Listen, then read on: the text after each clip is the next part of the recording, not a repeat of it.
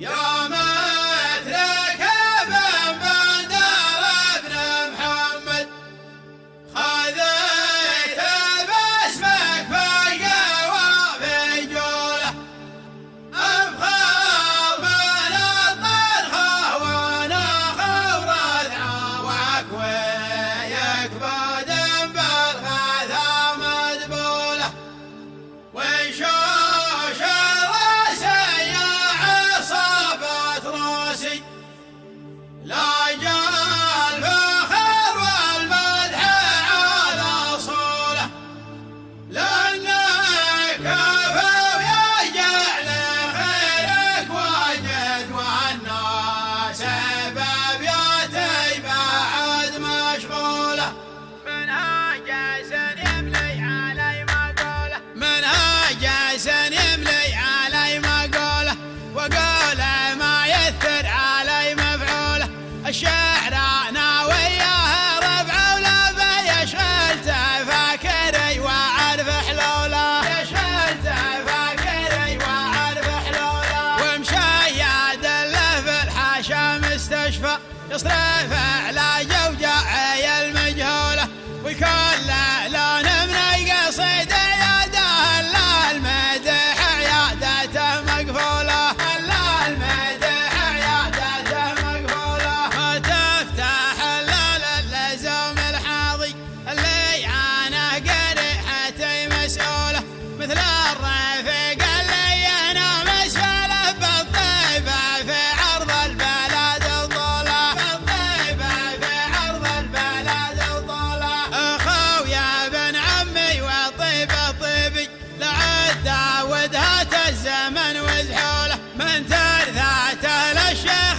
المسميه من ضمن الشعراء الادب وفحوله من ضمن الشعراء الادب وفحوله مترك والد بندر ولا يستغرب القول قولي والفعول فعوله من حقه يفخر وتنامس باسمه وانا شايبه كبد السماء وطوله وانا شايبه كبد السماء وطوله ارهى على الكايد بقوع عزومه واسرج له فعل الطايلات خيوله ظهر بمجهده وفعل ذراعه رغم الظروف الصعبه اللي حوله رغم الظروف الصعبه اللي حوله من كبره قوته وسطوه راسه كل يقول الفعل ذا منهوله ونال المراد وسهل الله دربه غصبا على اللي ما يبيه ينوله غصبا على اللي ما يبيه ينوله كم قفرة في الجله كانت ميته صارت بفعله ديرة مهوله يا مترك ابن بندر ابن محمد خذيته باسمك في القوافي جوله خذيته باسمك في القوافي جوله افخر من الطنخه وانا خورثعه وكويك بودن بالغاثه مدبوله وشوش راسي يا عصابة راسي لا جال فخر والمدح على صوله لا جال فخر والمدح على صوله لانك كافو يجعل خيرك واجد والناس بابياتي بعد مشغوله كسبك لقوله ونعم شيء عادي اذا ما هو لك والنعم منهوله اذا ما هو لك والنعم منهوله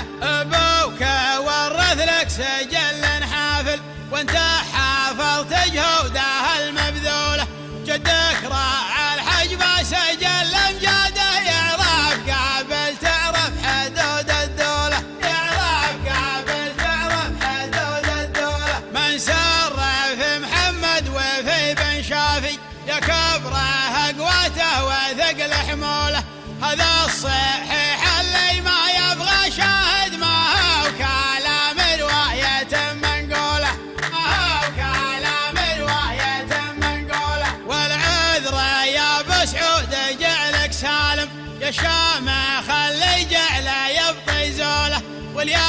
قصر شعري ومدح دانك